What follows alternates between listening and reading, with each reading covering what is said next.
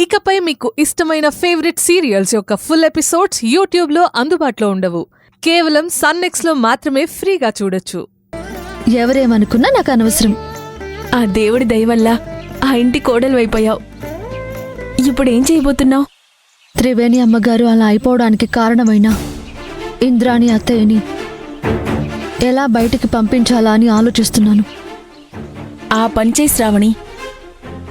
త్రివేణమ్మగారు రుద్రరాజు గారు కొడుకుని కలుసుకుంటారు. ఆ తర్వాత మీరంతా సంతోషంగా ఉండొచ్చు.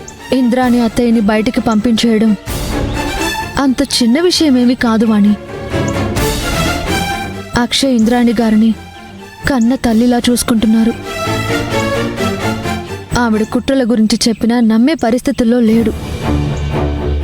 అక్షయ్కి ఒక్కొక్కటిగా ఆవిడ గురించి తెలిసేలా చేస్తాను. తర్వాత జరగాల్సింది జరుగుతుంది. ఇంతకీ తాత ఎక్కడున్నాడు? నీకోసం పెళ్లి కానుకేదో తీసుకొస్తానని వెళ్ళాడు శ్రావణి. వచ్చేస్తాళ్లే.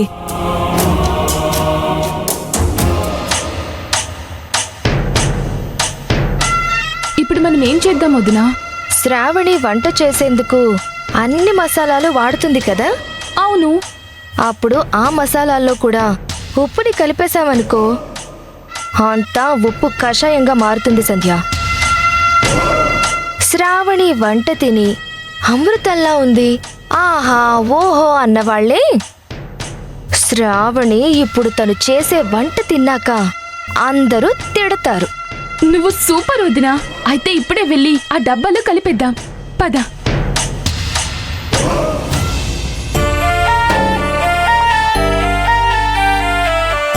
ఎలా ఉన్నావమ్మా?